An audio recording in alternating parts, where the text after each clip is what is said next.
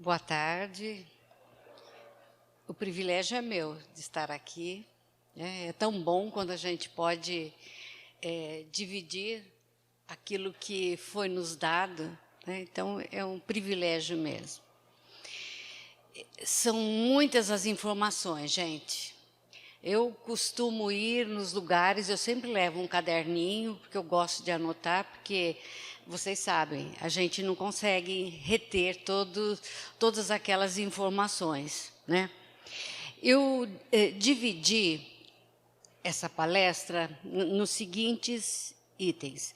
Eu até ia fazer, né, alguns slides, mas realmente, gente, olha, foram assim meses de pesquisa, de estudo, e quando eu estava montando, gente, olha, eu estava comentando com ele, foi uma semana complicada. E quanto mais complicada, eu vejo assim que realmente eu estou na direção certa. Mas o computador teve problema, a impressora, eu tive um problema muito sério nos dentes. Gente, mas olha, finalmente eu estou aqui, vocês estão aqui e nós vamos ser abençoados, porque eu também sou abençoada, né? Então, eu dividi nos seguintes tópicos. Eu vou falar um pouco, né, rapidamente, a respeito de ideologia de gênero, o que é isso, né? Vamos só passar brevemente, que eu acho que é interessante, estamos falando e ouvindo falar muito a respeito disso, entender o que é a adolescência, quais são as características, né, o esquema de desenvolvimento da adolescência, falar da síndrome do 6º ano, né, que antigamente era a síndrome do 5º ano, né, onipotência pubertária, onipotência juvenil. Vamos falar, né, da busca da identidade. Rapidamente, só para vocês entenderem. Depois nós vamos falar sobre sexualidade, educação sexual, masturbação, homossexualidade, o que a Bíblia ensina sobre homossexualidade e vamos falar algumas dicas, tá? Eu vou tirar a Bíblia, a hora que precisar, depois eu... Se você quiser que fique assim, fica assim. Isso, fica melhor. Então, só para dar uma ideia, né, geral daquilo que nós vamos estar falando. Primeiro, a respeito de ideologia de gênero. Vocês sabem o que é isso? Vocês já ouviram falar?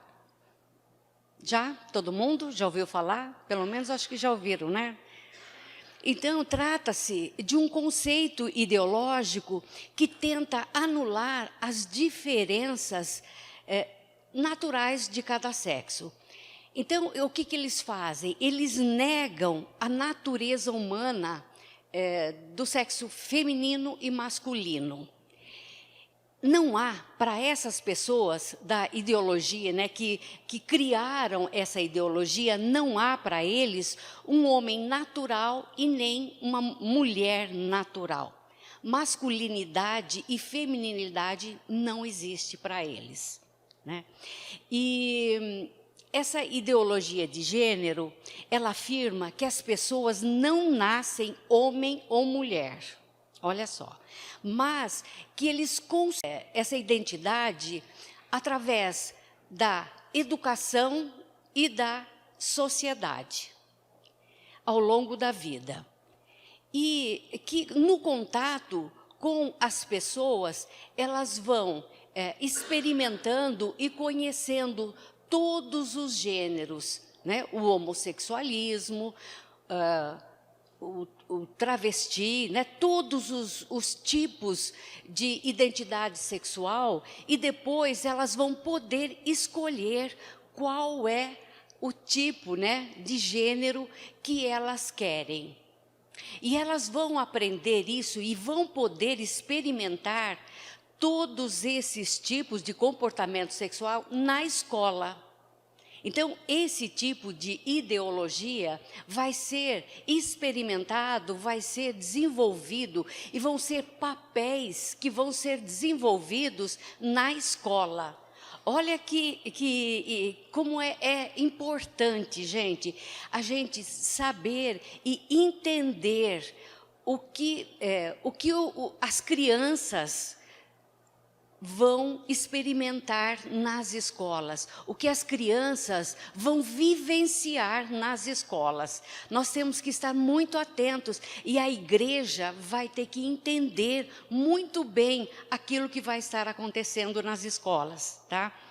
Então, as crianças na escola, eles vão aprender todas as formas de sexualidade e elas vão, olha só, desempenhar, né, os vários papéis de gênero para que possam escolher livremente o seu ou mesmo mudar, conforme a ocasião, a identidade de gênero que quiserem adotar. E essa temática, ela foi desenvolvida por Marx. E ele desenvolveu essa ideologia no seu livro que foi intitulado A Origem da Família, da Propriedade e do Estado. Então, o que Marx queria dizer? Ele queria mostrar que as maiores formas de opressão acontecem na família. Então, ele queria que as famílias fossem destruídas, né? Então, o regime comunista tentou incutir isso. Mas, no começo, né, antes mesmo da Segunda Guerra Mundial, eles entenderam que não seria possível, através de uma oposição mesmo, destruir a família. Então, eles entenderam que eles teriam que fazer isso através de uma revolução sexual. E, a partir dessa época, eles foram, então, tentando fazer, de alguma forma, destruir a família, né? Colocando teorias, né, dentro, né, das escolas, dentro de grupos políticos. O objetivo era destruir a família. E nós vimos, né, no governo passado, eu não sei qual o pensamento de vocês, mas isso foi uma realidade, e eu pesquisei, né, que no governo passado, seguindo o modelo de vários países, foi tentado isso. Eu até não notei aqui, mas aconteceram alguns projetos de lei, alguns decretos que aconteceram nesse sentido, de tentar, né, destruir a família mesmo através desses decretos. E as políticas de gênero, eles têm como base, olha só, a desconstrução da heteronormatividade.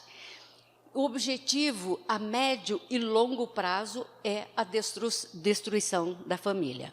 Mas também existem alguns segmentos da sociedade que não concordam com isso.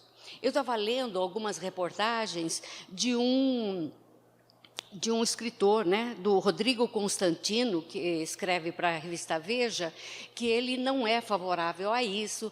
Eu ouvi um vídeo do Alexandre Garcia, que também não é favorável. Então, tem muitas pessoas fora, né, do meio evangélico que também não é favorável a esse tipo de ideologia. Então, é mais assim, uma informação que eu creio que, eu não sei, mas que está motivando mesmo. Eu tenho recebido muitos pais de adolescente me perguntando o que nós podemos fazer a partir disso.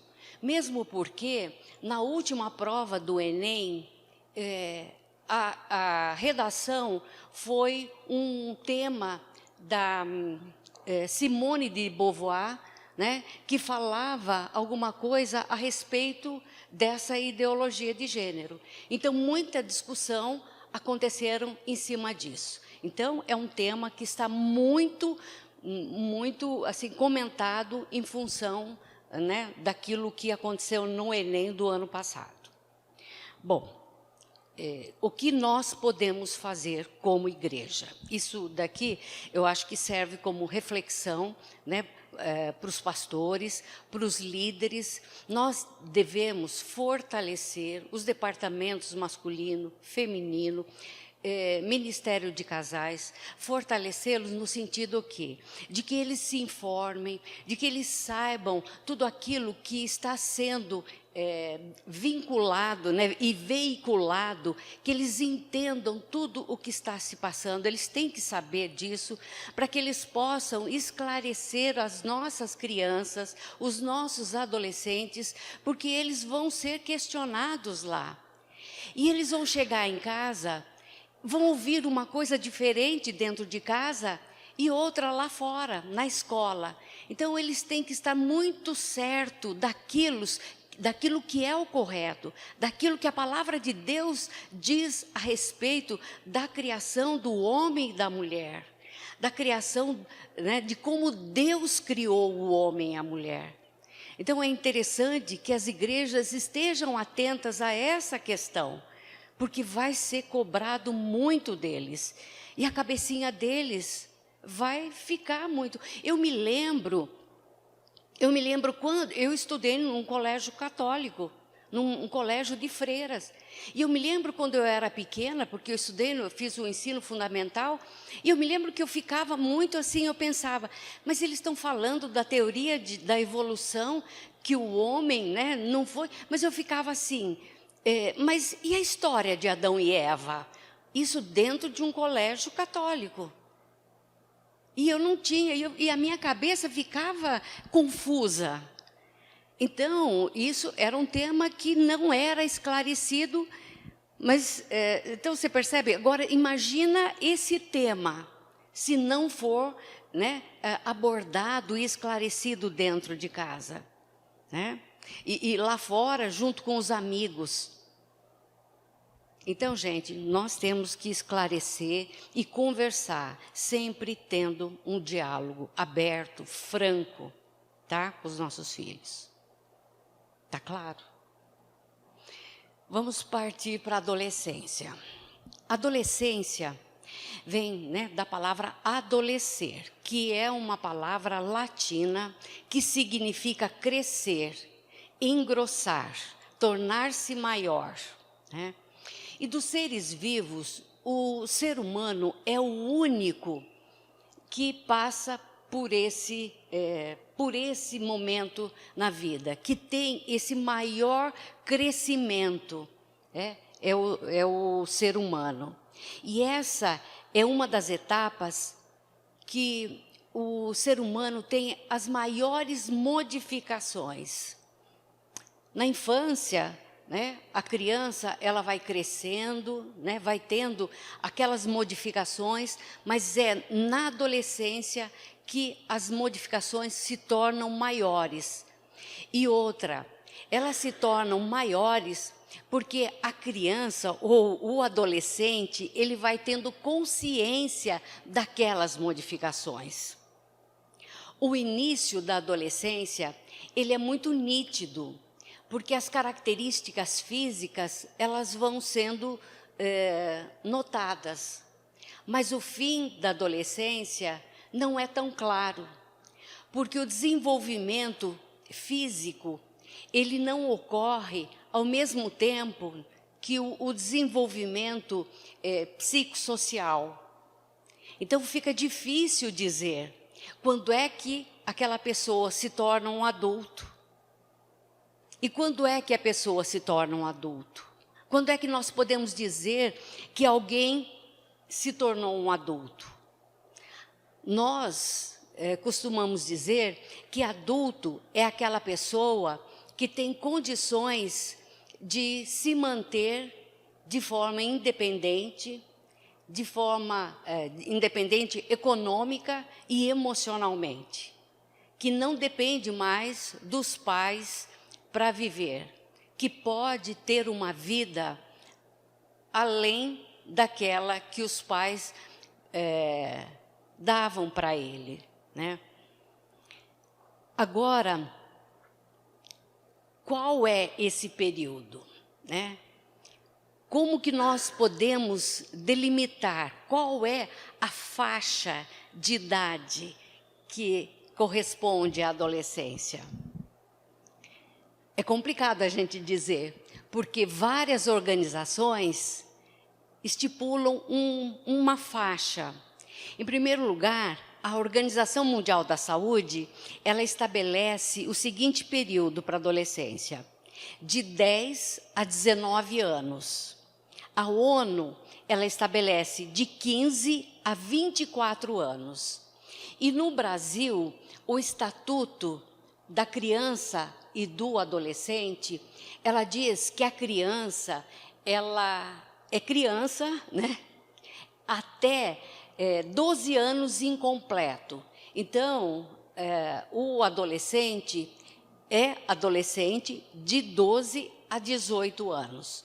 Nós vamos, então, trabalhar com pensando nessa faixa etária que corresponde aos nossos adolescentes aqui no Brasil, tá? Também é complicado a gente falar, né, em referências, né, cronológicas. Por quê? Um menino de 16 anos na cidade, ele tem um comportamento, uma maturidade e até um desenvolvimento biológico diferente de um menino da cidade, diferente de um menino que cresceu no campo. Aquele menino que cresceu no campo, ele vai crescer de uma forma diferente, vai se alimentar, né? Vai estar exposto a condições muito diferentes daquele que, por exemplo, cresceu e viveu em São Paulo, né? Vai estar exposto, talvez ganhe no lado de uma saúde melhor, né, fisicamente, e o outro talvez ganhe na questão intelectual, na questão, né, da parte de inteligência. Não dá para a gente comparar, né? Não dá para dizer, 2 meninos de 16 anos são iguais. Não. E às vezes até na mesma cidade, né, não dá para a gente dizer que um é igual ao outro, né? Bom, mas então vamos dizer o que significa maturidade psicológica. Maturidade psicológica significa libertar-se psicologicamente das figuras paternas. Então, é a questão da identidade do próprio eu. Na realidade, eu acho assim tão interessante essa questão, porque o adolescente, ele precisa se afastar dos pais para se ver como indivíduo e, a partir de então, adquirir a sua própria identidade. Porque enquanto ele está junto com os pais, ele está muito próximo dos pais, ele não consegue se enxergar como um indivíduo, né? Ele tem que se afastar. Então, vocês vão entender certos comportamentos do adolescente, por que ele faz certas coisas. É muito interessante. Antes de chegar à puberdade, o átomo social mais importante da criança é o núcleo familiar. A criança, ela vive em função da família. E as pessoas da família são, para eles, as pessoas mais importantes do mundo. Mas, quando vai chegando a puberdade, a adolescência, as coisas vão mudando. E a família, os pais, vão sentindo isso.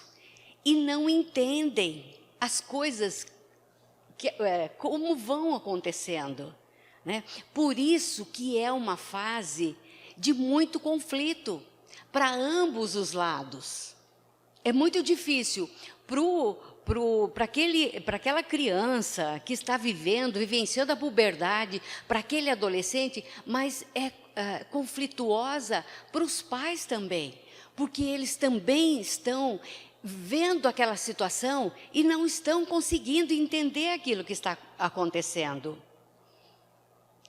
O adolescente, ele passa a perceber os pais de uma forma muito diferente de como percebia antes. Agora ele começa a questionar os poderes. Ele começa a questionar as normas de casa. Antes ele aceitava aquilo de uma forma muito tranquila, mas agora ele questiona.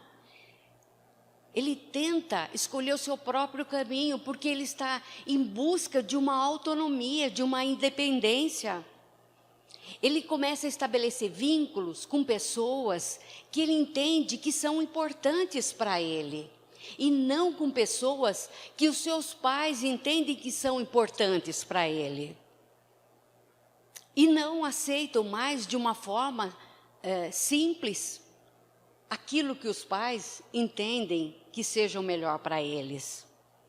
Os pais não aceitam aquilo, né, de uma forma simples também, essas modificações. Sabe por quê? Porque se eles aceitar, vai significar que ele vai perder o controle da situação. Vai significar que ele vai perder o poder de participar da vida dos filhos. E isso é dolorido para os pais. Eles não querem, eles querem continuar a exercer o poder sobre a vida dos filhos. E se eles aceitarem também essas modificações, significa aceitar que eles estão envelhecendo. Então, você percebe como os pais estão vivendo um conflito também dentro deles. Então, é complicado, não é? Então, agora nós vamos ver o esquema de desenvolvimento da adolescência. Veja bem, quanto mais próximo do nascimento, a criança, o desenvolvimento vai estar mais... me foge... O seu desenvolvimento biológico, ele vai ser mais determinado pelas características genéticas, biológicas. E quanto mais distante do nascimento, o seu desenvolvimento mais vai ser regido pelas relações humanas. Entendeu? Quando eles são crianças, vai ser mais direcionado pelas características da genética, pelas características biológicas, e quanto mais eles vão se distanciando, mais regido pelas relações humanas, pelos relacionamentos humanos. Então, eu vou falar das características mais importantes. Eu não sei se vocês já ouviram falar da tal da síndrome do sexto ano, que antigamente era chamada de síndrome da quinta série, né? Hoje é do sexto ano, que acontece por volta dos 11 anos, que é o início do pensamento abstrato. Então, o que acontece nesse momento?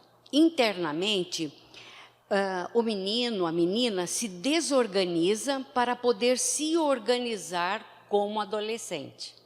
Então, ele vai passar por um processo que ele vai se desorganizar como criança para se organizar como adolescente. Então, do quinto ano para o sexto ano, acontecem muitas mudanças pedagógicas. Então, acontecem algumas coisas. Nos meninos, uma dificuldade muito grande de concentração e de organização. E essas dificuldades, se os pais, se os professores não estiverem atentos, o que vai acontecer? Vai fazer com que eles possam vir a repetir o ano. Agora, acho que não pode, né, repetir de ano. Mas vai fazer com que eles tenham uma dificuldade muito grande, né? Então, quem está próximo deles tem que ficar muito atento com essa questão.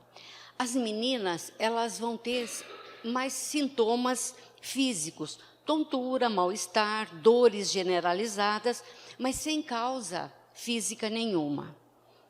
E para superar toda essa questão, então, é preciso que o adulto ajude os meninos, né, a se organizar, a organizar os seus horários, a organizar o caderno, a matéria, organizar o seu quarto, que na realidade vai ser uma bagunça, mas que vai retratar a desorganização que está lá dentro.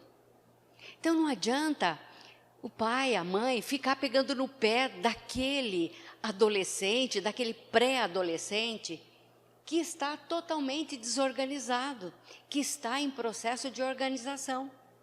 Entendeu? Bom, daí vem uma fase que é muito importante também, que é a onipotência pubertária. Essa característica, ela não é tão evidente nas meninas. Acontece por volta de 13 anos, no 8º ano, né? 7ª série ou 8º ano.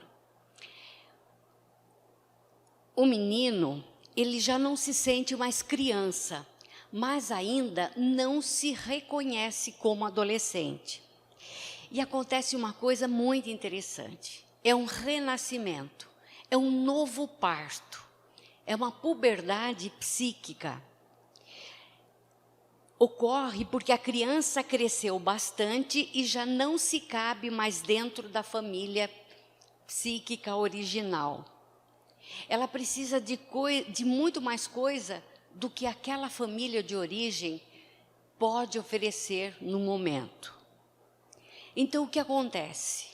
Esse pré-adolescente, ele faz um movimento de distanciamento da família, dos pais, para individualizar-se, enquanto busca a sua identidade. Isso que muitos pais não conseguem entender. E veem, né, que os filhos estão se afastando, estão muito dentro do quarto, estão muito quietos, e eles não entendem. Eles não sabem que os pré-adolescentes estão fazendo isso daí como um processo de organização interna, né?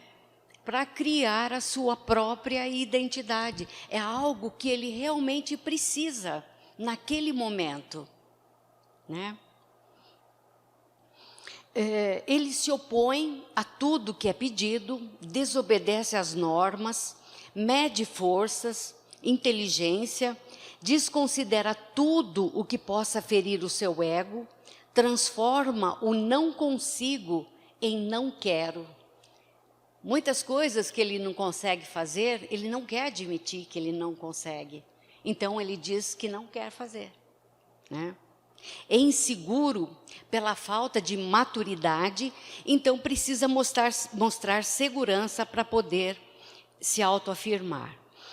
E nessa fase, ele sente que é capaz de tudo. E isso é um perigo muito grande, porque ele vai experimentar coisas perigosas e vai sentir que nada vai acontecer com ele. Pode acontecer qualquer coisa com os outros, mas com ele não. Lembra, olha, é onipotência. Ele sente esse estado de onipotência. Então, nada vai acontecer e ele vai poder experimentar tudo. E é bom não duvidar, pois para provar que pode, é capaz de pôr tudo em risco. E tem o exemplo de um menino que levou a arma do pai na escola, pois seus amigos não acreditaram e o desafiaram. Então, ele levou a arma do pai na escola. Então, é muito perigosa. E é nesse momento que eles vão fazer essas coisas mesmo. Às vezes até experimentar drogas, às vezes até pegar um carro, porque eles acreditam que eles vão conseguir dirigir, que não vai acontecer nada com eles, entendeu? E ele pode ligar-se à turma de maiores, porque isso alimenta a sua vaidade.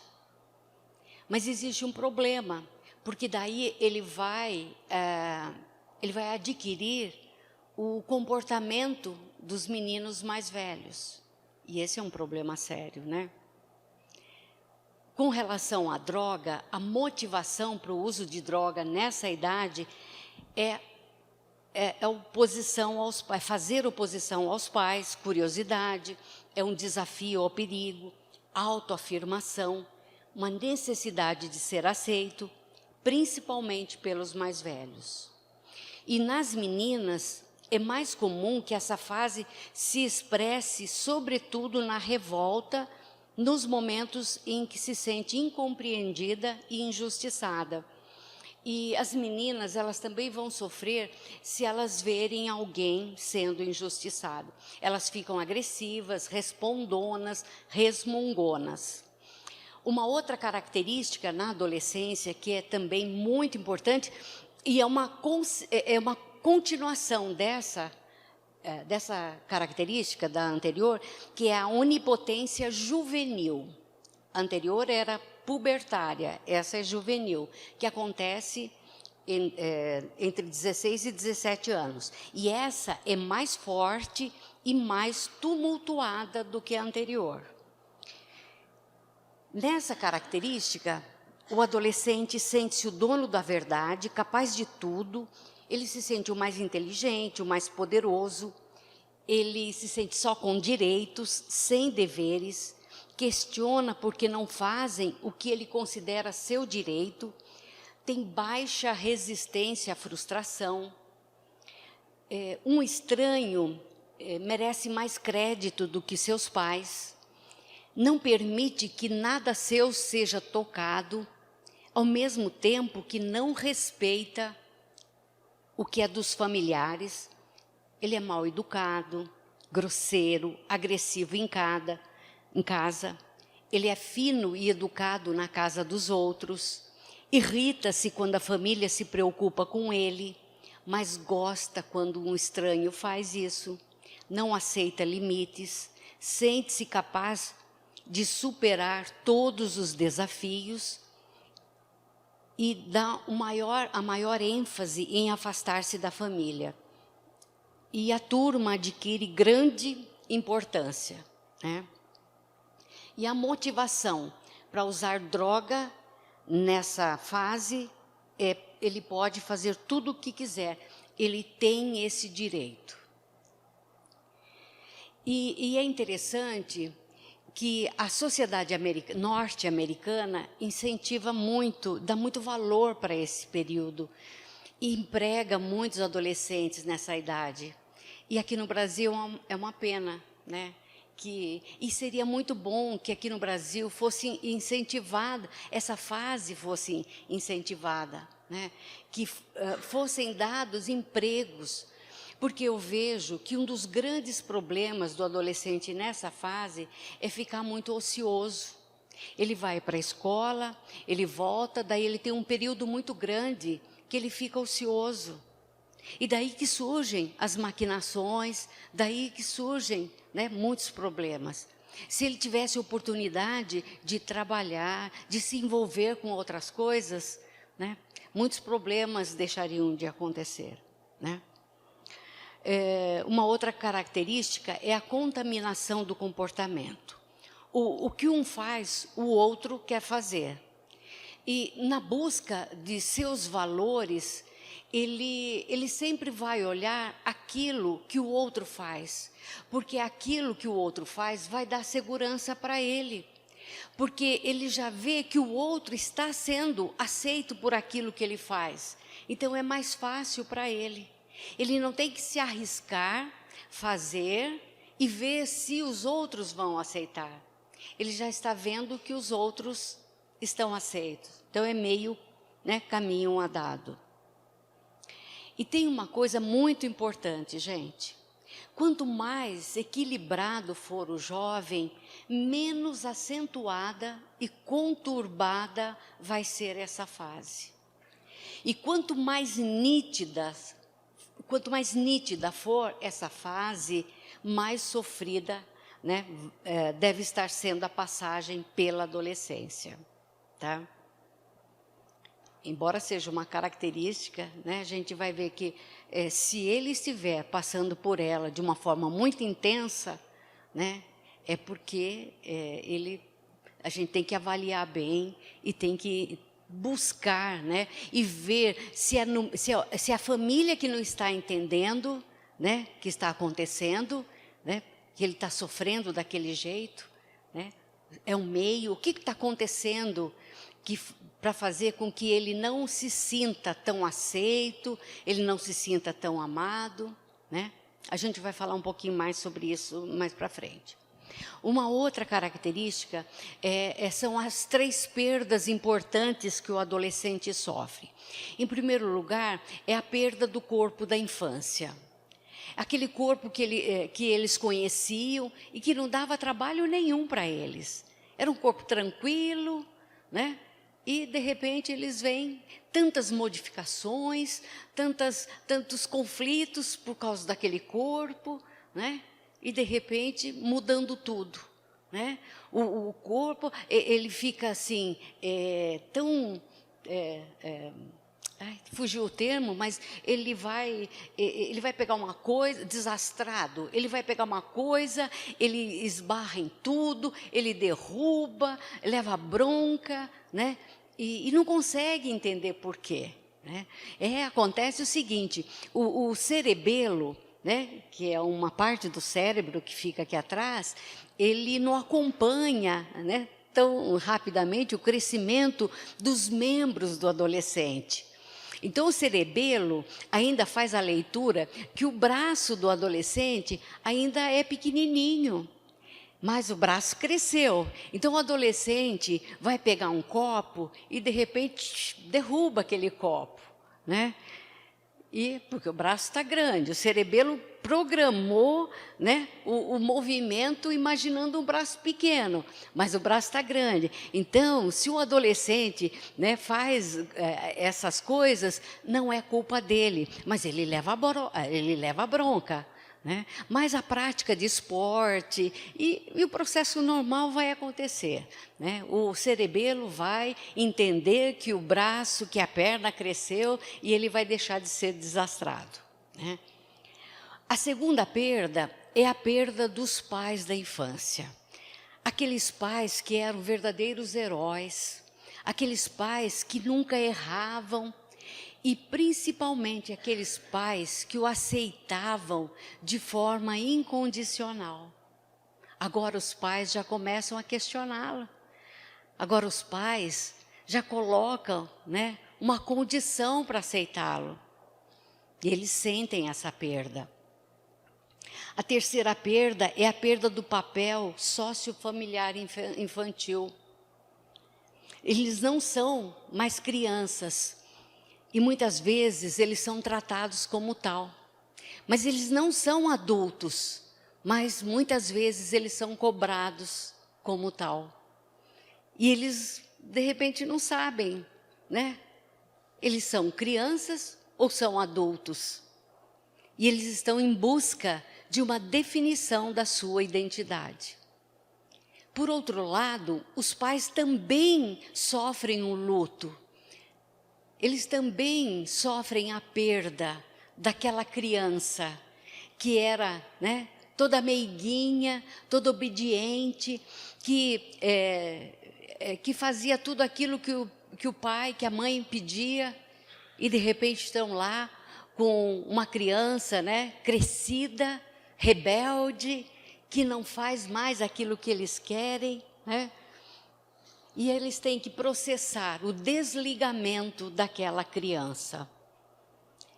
E tem que trabalhar tudo isso para não cair, né, no extremo de impingir para o filho uma infância prolongada ou uma adultização precoce.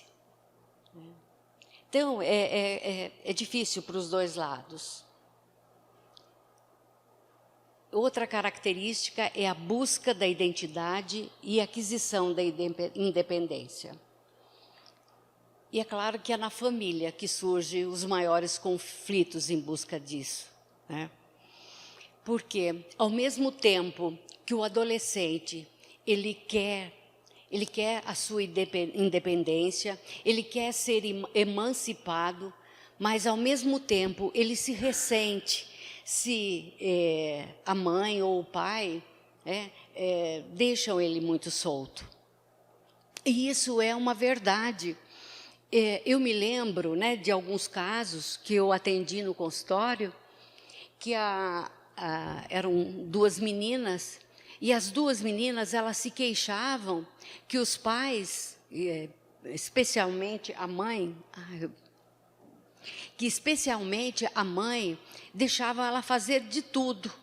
E ela não se sentia amada, porque a mãe deixava ela fazer tudo. E ela era a única na rua que podia ir em qualquer lugar, qualquer passeio, qualquer programa, ela era a única que podia fazer isso. Então ela sentia que ela não era amada. E ela às vezes mentia. Ela falava assim: ai, a minha mãe não deixou eu ir, porque ela se sentia diferente das demais amigas. A outra também se sentia não aceita, não amada, porque os pais também deixavam ela fazer de tudo, eram muito permissivos. Então, ao mesmo tempo que eles lutam por essa emancipação, por essa independência, se eles são independentes demais, eles se queixam. Então, é uma luta muito grande. Eles adquiriram novos direitos, eles estão adquirindo novas responsabilidades, né? E, às vezes, eles se ressentem disso daí. Eles querem novos direitos, mas eles não querem novas responsabilidades. Principalmente se os pais estão começando a cobrar as novas responsabilidades a partir da adolescência. Deveria ter sido um processo começado na infância. Começar a estabelecer limites na adolescência, começar a cobrar coisas na adolescência é muito complicado. Não que seja impossível, mas é complicado. Deveria ter sido começado já na infância.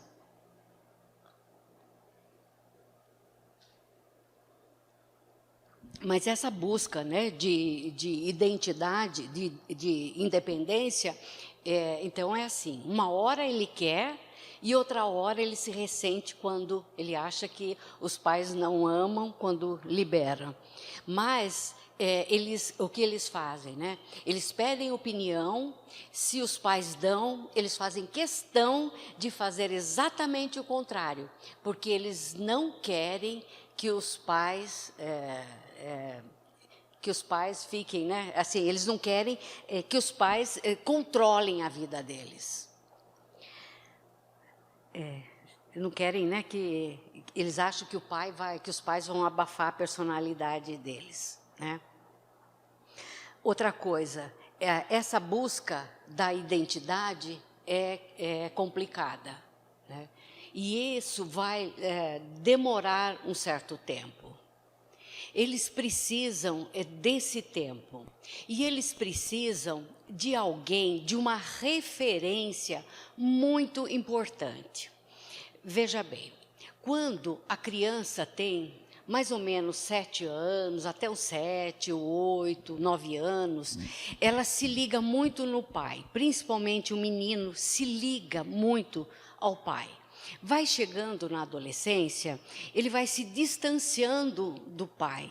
Sabe, é importante que as famílias coloquem e tenham uma figura masculina como referência, para que aquele adolescente possa se espelhar naquela figura de referência. Porque se ele não tiver essa referência, ele vai buscar lá fora, no grupo, essa referência. Entendeu? Então, é importante, né, que a igreja seja essa referência. Que o líder do adolescente, o líder futuramente de jovem, seja essa referência. Porque ele vai procurar se espelhar nessa pessoa, para buscar a definição da sua identidade. Não que ele vá, né, se espelhar para se definir como pessoa, mas ele vai, é claro que ele precisa de modelo. Ele precisa de modelo. E nessa distanciamento que ele vai fazer da família, se ele não tiver ninguém. Então, vocês percebem como é sério? Se ficar vazio, né, esse espaço, quem vai ocupar vai ser pessoas do mundo. Às vezes alguém, algum professor, né? E nós sabemos que tem professores que são assim verdadeiros líderes, mas que não são modelos. Que não são modelos. Eu me lembro que os meus filhos tinham, né, os 3 estudaram no CLQ, e que tinha um professor de história que era ateu, mas ele era assim, ele era empolgante, ele era um professor maravilhoso, né, todos eles gostavam demais. Mas ele assim criticava demais os cristãos, né?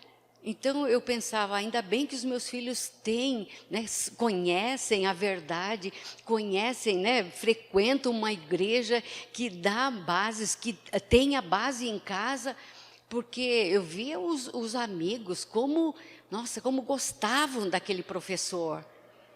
Então vocês percebem, se não tem, né, se não tem uma referência, eles vão buscar essa referência fora. Então, olha que sério, olha como é importante. Estou no tempo? Veja aí. Tenho ainda 20 minutos? Uhum. Bom, tá tudo bem por aí, tá? Posso? Bom, então agora nós vamos falar sobre a sexualidade. Então, nessa fase, né, vocês viram como é complicada. Quantas mudanças, quantas coisas acontecem, né, nesse momento. E nessa fase de transição, de mudanças profundas, uma área muito importante é a da sexualidade. Né? Porque essa área, ela aflora de uma forma muito intensa e deixa o adolescente muito confuso. As meninas, em geral, iniciam esse processo um pouco antes dos meninos. E o desenvolvimento físico é notório, né? Começando com a primeira menstruação. E tem uma coisa que é muito importante, gente, que não é muito comum aqui na nossa cultura, mas é muito importante que ambos os pais participem nesse processo de diálogo com as meninas. Eu estava assim, ouvindo, né, uma vez, a história de um pastor que, quando a filha menstruou pela primeira vez, ele chegou com um buquê de rosas e deu para ela. Eu achei tão linda essa história, né? O que ele estava querendo mostrar para ela? O quanto é importante, como que é bonita esse momento, quanto que é bonito e valorizado esse momento na vida dela. E desmistificou essa questão de que, né, a sexualidade menina e que essa conversa de menstruação, da sexualidade feminina, não tem que ser um papo só de meninas, só da filha e da mãe, que pode ser algo para ser conversado, né, com os pais. Então, é algo interessante mesmo, que seja um papo com os pais, né? Esse diálogo né? A dois mesmo, de família. Né? Eu acho legal que seja dessa forma. E os meninos, ele inicia o processo de maturação um pouquinho mais tarde. Existe mais ou menos assim, quando se trata da maturação emocional, os meninos, né, eles amadurecem 2 anos atrás. Né? As meninas, elas amadurecem 2 anos na frente dos meninos.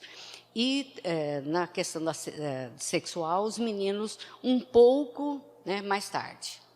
E daí as evidências físicas não são tão evidentes como, né, do menino. E algumas vezes os pais se surpreendem e às vezes até se chocam quando eles percebem o filho excitado ou quando vem alguma mancha no lençol, né, da cama do menino. E eu vejo, gente, que apesar de estarmos no século XXI, ainda é tabu falar de sexo. Eu e meu marido, a gente dá aula no curso de noivos, lá na igreja que a gente vai.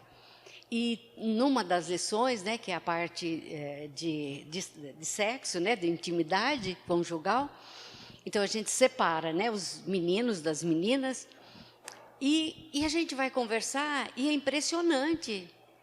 Ainda hoje tem pais que não conversam, tem mães que não conversam com as meninas. É impressionante que ainda existe, né, bloqueio, né, é impressionante. Mas dá para a gente entender. Sexo, as pessoas falam de uma forma natural quando é brincadeira, contando piada, mas quando vai conversar, acontece um bloqueio, não se fala. E tem que ser treinado um diálogo. Sabe, eu me lembro quando eu tenho 3 filhos, né? Eu tenho um menino, né, de 38 anos, né, uma menina de 36 e outra menina de 32. Então, eu me lembro quando o meu menino chegou para mim e falou assim, ele tinha 6 anos, ele falou para mim, mãe, como é que o papai plantou a sementinha na mamãe? Nossa, na hora. E eu assim, profissionalmente dava aula de orientação sexual, normal, mas na hora eu falei, fiquei com vontade. Ai, você não quer perguntar para o papai, não? Deu vontade de perguntar. Mas na hora não, falei, não, vem cá. Eu tinha um livrinho muito interessante, contava uma historinha, né, que chamava Pedro e Carolina. Eu chamei, então vem cá. Eu vou contar uma historinha para você, vem cá. Mas na hora, sim, sabe, eu vi que, né, então eu entendi, né, o que os pais muitas vezes sentem, né. Mas, então, por isso que eu falei, né, às vezes os pais se chocam quando se defrontam com essa situação, né, e não conversam, não explicam essa situação, né, dos sonhos molhados, e tem muitos meninos que ficam confusos, se sentem culpados, pensando, por que está acontecendo, será que é errado, o que é, não conseguem entender. Então, né, isso é um papo que tem que ser conversado, tem que ser explicado, né, por que daquilo, né? Mas, gente, a educação sexual, ela tem que começar na infância. À medida que vão começando, surgindo as perguntas de uma forma natural, contando, explicando como Deus fez as coisas, né? Hoje, graças a Deus, no nosso meio evangélico, tem uma literatura tão boa, tem uma coleção de livros, são 4 livros que conta a historinha, né, que vai de 0 anos até 17 anos, são 4 livros, que vai contando a história, como Deus fez tudo. Então, nós temos recursos. Então, conversar desde criança, sempre seguindo a curiosidade e respondendo aquilo que a criança pergunta. E até tem uma piadinha, né? Assim, uma criança chegou para a mãe e perguntou assim, mãe, o que é sexo? A mãe começou, então, começou a explicar a história da sementinha, explicou tudo, e contou uma história, falou uma meia hora. Daí a criança chegou com o papel e falou, mãe, então o que eu coloco aqui? Olha, está escrito sexo, feminino ou masculino? Então, nós temos que estar atentos àquilo que a criança quer saber, é responder à curiosidade da criança. Então, saber realmente aquilo e vamos respondendo. Agora, vamos imaginar que a criança nunca pergunta e chega na adolescência e nunca tocou no assunto. Então, nós que temos que chegar no adolescente e provocar uma situação para que para realmente perguntar o que é que eles sabem, o que é que eles gostariam de saber, sabe? Chegar e falar assim, vamos conversar a respeito disso, o que você gostaria de saber, né? É muito interessante a gente, né, ter esse tipo de conversa. E é interessante que vocês observem uma coisa. O adolescente, ele gosta muito de testar os pais. Eles gostam e eles costumam, muitas vezes, falar alguma coisa que nada a ver, ou falar uma bobagemzinha antes de falar algo sério. Por exemplo, esses dias no consultório, uma adolescente estava me contando o seguinte.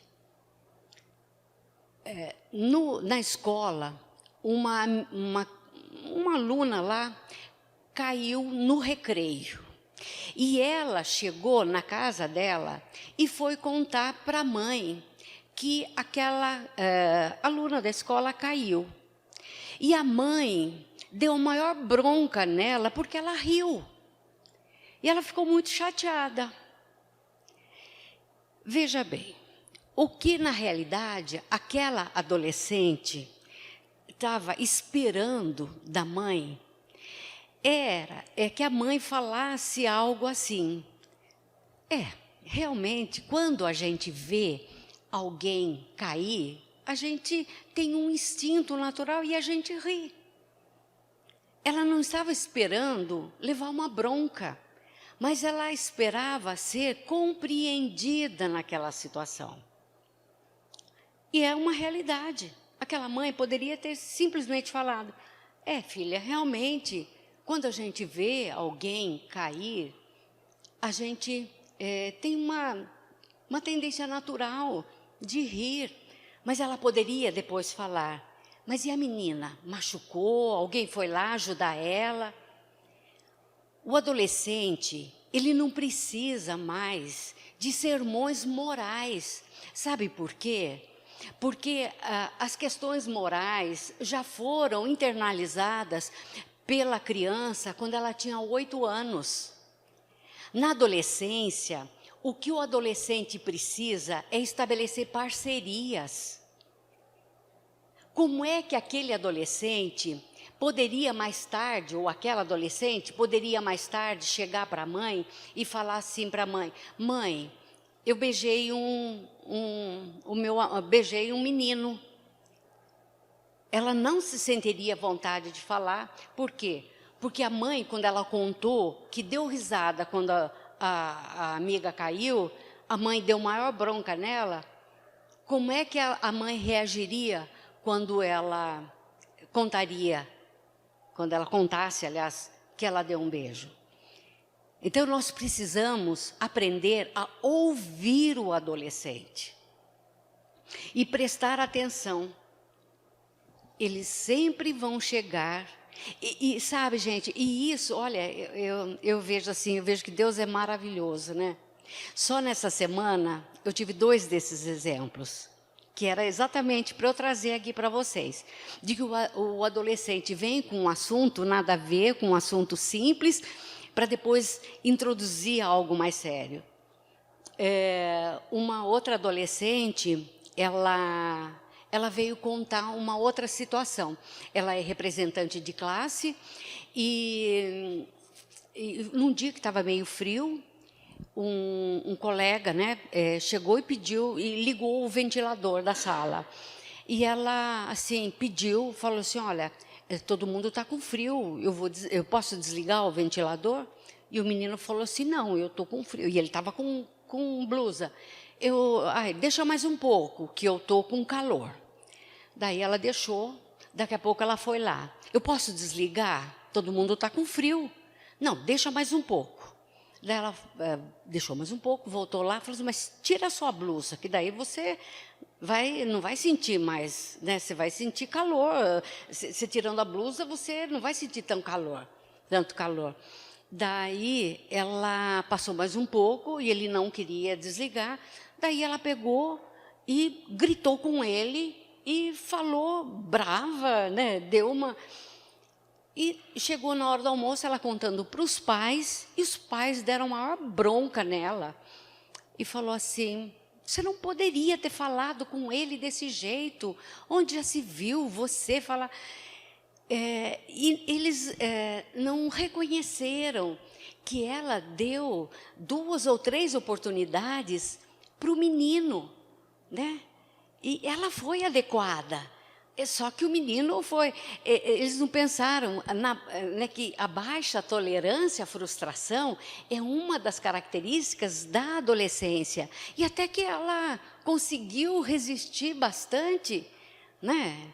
E ela né, e veio esse exemplo que eu achei assim, que foi muito bom.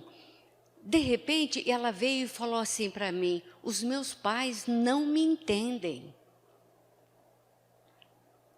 E realmente não entendem ela. Né? Naquele momento, eles não souberam entender a ela, que ela foi adequada. É que o menino que extrapolou, o menino que estava testando mesmo, né, a paciência dela. Então, gente, preste atenção, ouçam aquilo que o adolescente quer dizer. Ouçam aquilo, fiquem atentos, porque não tanto naquela mensagem que está sendo dita, mas por trás daquela mensagem tem alguma coisa, tá? Bom, agora vamos falar sobre masturbação. E eu andei pesquisando bastante, sabe, gente? Bastante, isso assim, em vários ministérios, sabe, a respeito dessa questão. Porque eu acho que é muito complicado esse tema. Por quê? Porque é um ato muito frequente. Olha, gente, a pesquisa. Um psicólogo cristão, ele estima que 99% dos meninos e 90% das meninas se masturbam frequentemente. E um outro, né, um outro lugar, eu achei, 95% dos meninos e 42% de meninas na idade de entre 12 e 18 anos. E tem essa pergunta, sendo tão frequente, deveria ser encarada como uma expressão sexual natural? Antes de falar isso, eu vou falar da diferença aqui entre dessa 95% e 42% das meninas, da diferença das meninas e dos meninos. Por quê? E, em primeiro lugar, a menina não tem, na maioria das vezes, uma necessidade incontrolável de alívio sexual como o menino. E o desejo da menina, normalmente, é satisfeito através de abraços, carícias, palavras elogiosas e carinhosas. E seu impulso sexual cresce quando ela se vê envolvida em carícias mais intensas. Então, a questão da menina, e também, gente, as sanções são mais rigorosas para ela. A sociedade é mais condescendente com o menino do que com a menina. Então, a masturbação é muito mais aceita para o menino do que para a menina. Bom, então, eu estive assim, pesquisando. Uma neurocientista, também cristã, ela chegou à conclusão que uma frequência alta de masturbação leva quando a pessoa se torna adulta, a se tornar um vício e atrapalhar, e ela fez essa pesquisa, e leva a atrapalhar a vida conjugal, né? da pessoa. Então, o adolescente, ele vai fazendo com que essa masturbação se torne compulsiva e essa compulsão se torne um vício que ele vai levar para a vida conjugal e vai atrapalhar a vida conjugal, vai se tornar um vício. Outros, né, dizem que pode gerar na vida adulta a ejaculação precoce. Por quê? Porque a masturbação é algo mais centrado na satisfação do prazer rápido, né? Porque muitas vezes tem que fazer rapidamente, escondido, então a pessoa tem que ejacular rapidamente e quando adulto, vai desenvolver ejaculação precoce. E outra questão, né, que nós, como cristãos, temos que avaliar é que não é um ato isolado e que vem acompanhado de fantasias sexuais. E essas fantasias é que a palavra de Deus condena, né? Que essas fantasias, alimentadas constantemente, levam o adolescente a desenvolver a impureza mental, né? O pecado está exatamente nisso daí. E também, pesquisando, né, eu assim, descobri, né, que a masturbação feminina da masculina tem um diferencial nessa questão. A masturbação masculina, ela é muito mais voltada para esse e necessita muito mais dessas fantasias do que a masturbação feminina, né? As meninas, elas conseguem com uma frequência muito maior se masturbar sem fazer uso dessas fantasias. Então ela não precisa se fantasiar para conseguir se masturbar, né? Então, nós vamos considerar isso daqui mais para frente. Eu quero falar um pouquinho sobre a libido. Libido é a energia sexual. E a libido, no adolescente, é muito intensa. E a gente fica imaginando os adolescentes, né, com essa energia sexual, vivendo aí nesse mundo, né, com essa exposição, com essas músicas. A nossa música é uma das músicas mais sensuais que existem no mundo. Né? Isso é um dado também que eu cheguei à conclusão pesquisando aí. A nossa música é uma das músicas mais sensuais. Então, nossos adolescentes ouvindo isso daí, vendo, né, aí essas figuras de mulheres seminuas. E ele não precisa ir muito longe, outdoor, ligar uma televisão. Eles estão expostos a estímulos sexuais toda hora.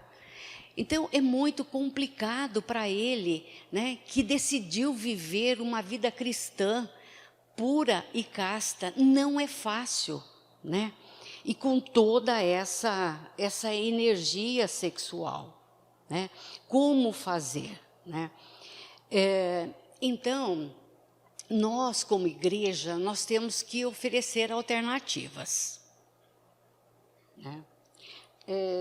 Antes dessas alternativas, eu li outra coisa. Eu descobri, tem um casal que escreveu aqueles 4 livros que eu acho interessante, depois eu até vou passar para a Jane, né, que é O Propósito de Deus para o Sexo, que ele diz o seguinte, que a Bíblia não fala especificamente a respeito de masturbação.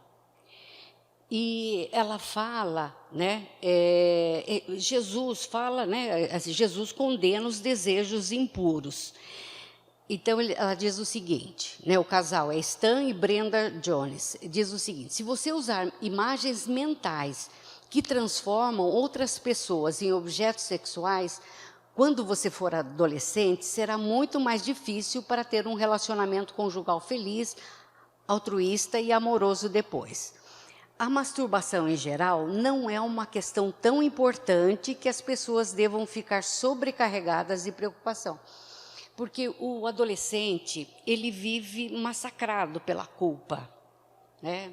Porque ele faz, não consegue se controlar e ele fica massacrado pela culpa, porque ele sabe, ele pede perdão e ele sabe que no dia seguinte ele vai fazer de novo, ou no mesmo dia vai fazer outra vez, né? É provavelmente algo de que é melhor ficar afastado, né? Dizendo, visto não ser nada que alguém tenha que fazer, mas não podemos dizer com certeza que a masturbação seja um mal em si. Preste atenção nisso que ele vai dizer. A masturbação ocasional, que focaliza o prazer do seu corpo e não imagem que despertem desejos impuros, pode não ser uma questão importante para Deus. Então, o que esse casal diz? Que diz que o pecado da masturbação é quando se masturba colocando alguém, você fantasiando com alguém. Se você, se o adolescente se masturbar sem fantasiar, então esse casal diz que ele não vê isso como um pecado, ocasionalmente, para descarregar essa libido que é tão intensa no adolescente. E ele termina dizendo que talvez sejam piores os danos causados por pessoas que se castigam com sentimentos de culpa do que pela masturbação em si. Então, isso é um ponto de vista desse casal, cristão, né? E que diz isso. Eu deixo aqui aberto, vocês é que vão pensar e decidir o que vocês entendem como certo ou não. O que eu quero dizer mais também a respeito da libido. Muito se ouve falar a respeito disso e às vezes até se dá, fala-se para o adolescente, vai tomar um banho frio que passa, vai correr, vai praticar o esporte que passa. Não adianta, gente. A libido, ela só é descarregada, saciada, através de uma relação sexual ou de uma masturbação. A libido está aqui, não vai ser, não adianta praticar esporte, não adianta tomar um banho frio. Então, o que nós devemos fazer? Nós devemos buscar alternativas, né, que atinjam as expectativas dos jovens. Nós temos que trabalhar, trabalhar com a mente dos jovens. É fazer com que eles trabalhem e encham, né? É conversar com eles, é dialogar. Às vezes as igrejas acham que não devemos tocar no assunto, não devemos falar sobre sexo, porque senão a gente está botando fogo. Não é verdade. Nós temos que falar, nós temos que explicar. Quanto mais a gente conversa e fala sobre o caso, mais eles vão entendendo e mais eles vão tomando consciência da situação. Então, nós temos que falar e explicar as coisas como elas são, na verdade. Entendeu? Então, se nós queremos, né, que eles tenham uma vida diante de Deus casta e pura, é isso que nós temos que fazer. Nós temos que buscar, né, que nem aquela coisa do namoro, o namoro, né? Essa semana também eu ouvi de uma jovem, de uma cliente, falar categoricamente. Ela falou assim, não existe namoro puro e santo. Eu fiquei, né? E eu creio que existe. Eu creio que existe. Mas ela disse, né? Ela está esperando, ela tem 26 anos, namorou uma vez só, né? É virgem, quer casar virgem, mas ela diz, não existe. Então, gente, eu acho que nós temos que trabalhar, nós temos o que fazer, nós temos que abrir os nossos lares. Quem tem filho adolescente, jovem, nós temos que ampliar sistemas de acolhimento para os jovens, nós temos que abrir os nossos lares, trazer os jovens, oferecer assim, programas para eles, sabe? Não deixar eles tão fora. Sabe, eu vejo assim, igrejas, não, vamos fazer programa, tem que fazer também na igreja, vamos comer lanche, mas olha gente, eu atendo depois o adolescente, eu sei que entre a saída da igreja e a ida para a lanchonete, rola os beijinhos, eu sei porque depois eles contam para mim, e os pais estão crentes, e chegam a dizer, eu boto a minha mão no fogo, que a minha filha e que meu filho nunca beijaram. Não beijam, mas eu sei que beijam. Entendeu? Então, gente... Exatamente. Outra coisa que é muito importante... Olha, a masturbação, ela gera muito prazer para o adolescente. É claro, senão ele não iria fazer isso. Nós temos que levar os adolescentes a descobrirem outras fontes de prazer. Talvez eles não vão descobrir algo que gere tanto prazer como a masturbação, mas eles vão